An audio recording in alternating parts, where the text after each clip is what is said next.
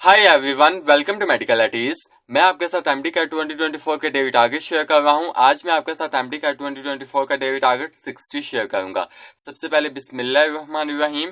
MD cat 2024 के daily target 60 में जो सबसे पहले हम सब्जेक्ट डिस्कस करेंगे वो हमारे पास है बायोलॉजी का। बायोलॉजी में जो चैप्टर हमने स्टार्ट किया हुआ है सेल स्ट्रक्चर एंड फंक्शन, उसका आज हम एक मोस्ट इंपॉर्टेंट टॉपिक डिस्कस करेंगे, prokaryotes and eukaryotes. Prokaryotes and eukaryotes एक मोस्ट इंपॉर्टेंट हमारा टॉपिक है एमडी कैट के पॉइंट ऑफ व्यू से। इसमें जो अपने की कॉन्सेप्ट्स कवर करने हैं वो अपने कवर करने हैं what are prokaryotes organisms and what are eukaryotes organisms. इसमें जो प्रोकैरियोट्स हैं वो प्रोकैरियोटिक सेल को प्रोसेस करते हैं और जो यूकैरियोट्स हैं वो यूकैरियोटिक सेल को प्रोसेस करते हैं। और जो एग्जांपल्स हैं प्रोकैरियोटिक सेल की वो हमारे पास है bacteria and blue green algae, जिसको सायानोबैक्टीरिया भी कहते हैं। और यूकैरियोट्स की एग्जांपल्स हमारे पास है animals, plants, fungi and protista.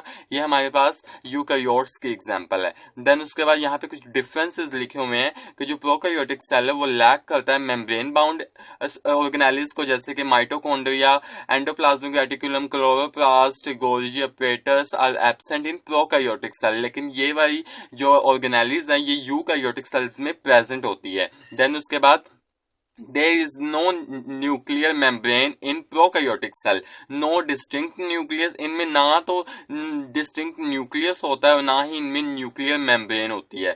Then उसके बाद prokaryotic cell have small sized ribosome, यानी कि 70s इनमें प्रोकैरियोट्स में 70s राइबोसोम्स होते हैं, यूकैरियोट में 80s। देन उसके बाद प्रोकैरियोट्स में माइटोसिस जो होती है ये मिसिंग होती है और ये सेल डिवीजन करती हैं by the help of binary fission. Then उसके बाद प्रोकैरियोट्स की जो सेल वॉल होती है उसमें म्यूरिन प्रेजेंट होता है, यानी कि पेप्टाइडोग्लाइकेन या म्यूरिन। पेप्टाइडोग्लाइकेन म्यूरिन का ही नेम है, तो आपने अच्छे तरीके से इसको अच्छे तरीके से मेमोराइज करना है क्योंकि समटाइम पेपर में क्वेश्चन ये आ जाता होता है। देन व्हाट इज सकुलस, सकुलस क्या प्रेजेंट होता है, इसका भी आपने अच्छे तरीके से कॉन्सेप्ट लेना है। देन यहाँ पे प्लांट्स की सेल वॉल का बताया हुआ है कि this cell wall of plant is generally made up of cellulose. एक मोस्ट इंपॉर्टेंट हमारे पास एमसीक्यूज आता होता है, पास्ट ईयर्स में भी क्वेश्चन ये पूछा गया है कि बैक्टीरिया लैक, तो वहां पे ऑप्शंस दिए होते हैं, उनमें एक ऑप्शन होता है कोलेस्ट्रॉल का। बाकी सारे ऑप्शंस तो प्रेजेंट होते हैं बैक्टीरिया में, लेकिन जो कोलेस्ट्रॉल का जो ऑप्शन होता है ये रॉन्ग होता है। Bacteria lack cholesterol, bacteria cholesterol lack करता है, तो ये हमारा पेपर में एमसीक्यूज राइट होता है। देन उसके बाद ये हमारे पास डिफरेंट पेजेस पे और बायो एनर्जेटिक के चैप्टर में लिखा हुआ है ये हमारे पास पॉइंट कि जो यूकैरियोट्स हैं वो हमारे पास 36 ATPs इन यूकैरियोट्स में प्रेजेंट होते हैं एंड 38 ATPs इन प्रोकैरियोट्स, यानी कि 36 ATP जो प्रेजेंट होते हैं वो यूकैरियोट्स में होते हैं और 38 ATPs इन प्रोकैरियोट्स। तो ये भी चीज आपने अपनी इसी टॉपिक के नीचे लिख लेनी है, इसको अच्छे तरीके से आपने मेमोराइज करना है क्योंकि ये बार दफा हमारे एमडी कैट के पास्ट ईयर्स के पेपर्स में ये क्वेश्चन पूछा गया है। तो ये था आपका बायोलॉजी का टारगेट 60। देन हम केमिस्ट्री का टारगेट 60 की बात कर लें। देन हम केमिस्ट्री के टारगेट 56 की बात कर लें, तो इसमें हमने आज जो रिएक्शन कवर करना है कार्बोक्सिलिक एसिड की रिएक्टिविटी की हम बात कर रहे थे। कल हमने अल्फा एंड बीटा दोनों रिएक्शंस को कवर कर लिया था। आज हम 4 ही रिएक्शंस को कवर करेंगे जिसमें हमारे पास जो स्टेटमेंट गिवन है the reaction involving carboxyl group as a whole. तो ये आज रिएक्शन हम 4 ही रिएक्शन आज हम स्टडी करेंगे। इसमें जो हमारे पास रिएक्शंस है वो 2 तरह के रिएक्शंस है। सबसे पहले स्टेटमेंट पर जाते हैं, रिएक्शंस इन्वॉल्विंग कार्बोजाइल ग्रुप, यानी कि ये कार्बोजाइल हमारे पास फंक्शनल ग्रुप है कार्बोक्सिलिक एसिड का।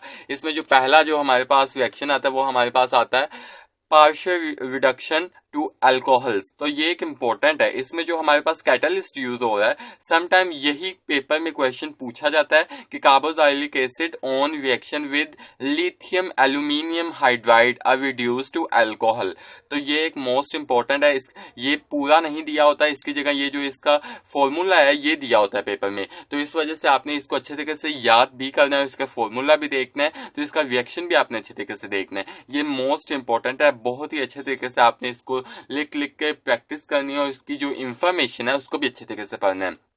देन उसके बाद जो सेकंड रिएक्शन हमारे पास आता है वो है कंप्लीट रिडक्शन टू अल्केन्स। इसमें जो हमारे पास इंफॉर्मेशन गिवन है carboxylic acids on reduction with HI and red phosphorus gives alkanes. तो ये एक मोस्ट इंपॉर्टेंट है हमारे पास रिएक्शन है, तो ये भी आप देख सकते हैं, ये एमसीक्यू हमारे पास आया हुआ है, इस वजह से मैंने इसको हाईलाइट किया है। अल्केन्स का जो हमारे पास ये ऑप्शन में गिवन होती है, ये बाकी स्टेटमेंट जो हमारे पास है ये हमारे पास क्वेश्चन पूछा जाता है, और ये जो अल्केन्स है ये हमारे पास ऑप्शन में गिवन होता है, तो यही हमारा आंसर होता है। तो आज के आपके पास दो रिएक्शंस हैं जिसका हमारे पास टॉपिक है रिएक्शंस इन्वॉल्विंग कार्बोक्सिल ग्रुप, उसके दो reactions partial reduction to alcohols और कंप्लीट रिडक्शन टू अल्केन्स। तो इसको अच्छे तरीके से आप कवर करें, इसके लिए जस्ट आपने अपनी प्रोविंशियल बुक ही आपने पढ़नी है। ये था आपका केमिस्ट्री का टारगेट 60। देन हम फिजिक्स के टारगेट 60 की बात कर लें।